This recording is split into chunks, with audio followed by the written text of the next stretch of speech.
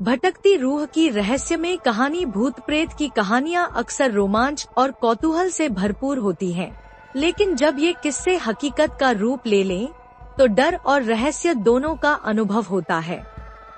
आज की युवा पीढ़ी भूत प्रेतों के अस्तित्व को कोरी कल्पना मानती है, लेकिन क्या जो दिखाई नहीं देता वो वास्तव में होता ही नहीं? शायद नहीं।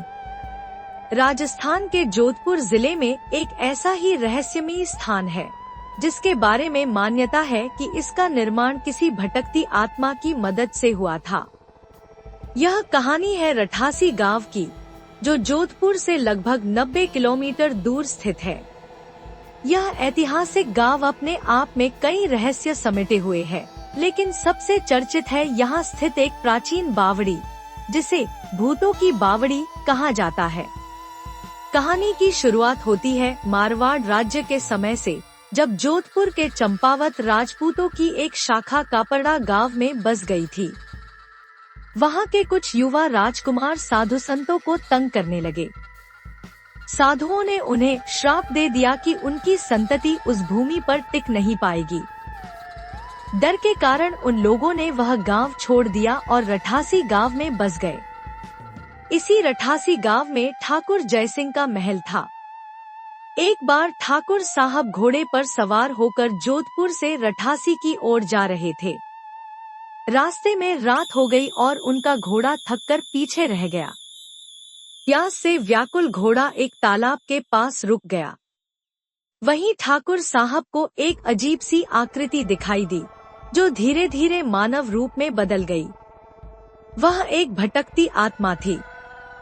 उसने ठाकुर से कहा कि वह श्रापित है और तालाब का पानी नहीं पी सकता, लेकिन उसे बहुत प्यास लगी है। ठाकुर ने करुणा दिखाते हुए उसे पानी पिलाया। आत्मा ने उनका धन्यवाद किया और बोली कि वह उनके किसी भी एक मनोकामना को पूरा कर सकती है। ठाकुर ने आग्रह किया कि वह उनके महल में एक सुंदर बावड़ी का निर्माण कर दे। आत्मा ने प्रस्ताव स्वीकार किया, लेकिन शर्त रखी कि वह दिन में दिखाई नहीं देगा, रात में ही निर्माण करेगा, और जो कार्य दिन में होगा वह रात में 100 गुना बढ़ जाएगा। ठाकुर ने यह रहस्य किसी को न बताने का वादा किया। 2 ही दिन में निर्माण कार्य चमत्कारिक ढंग से तेजी से बढ़ने लगा। लोग आश्चर्यचकित थे, लेकिन एक दिन रानी के जिद करने पर ठाकुर ने यह रहस्य उन्हें बता दिया। जैसे ही ठाकुर ने यह बात उजागर की, रातों को होता निर्माण कार्य रुक गया। रहस्यमयी आवाजें बंद हो गई और बावड़ी अधूरी ही रह गई।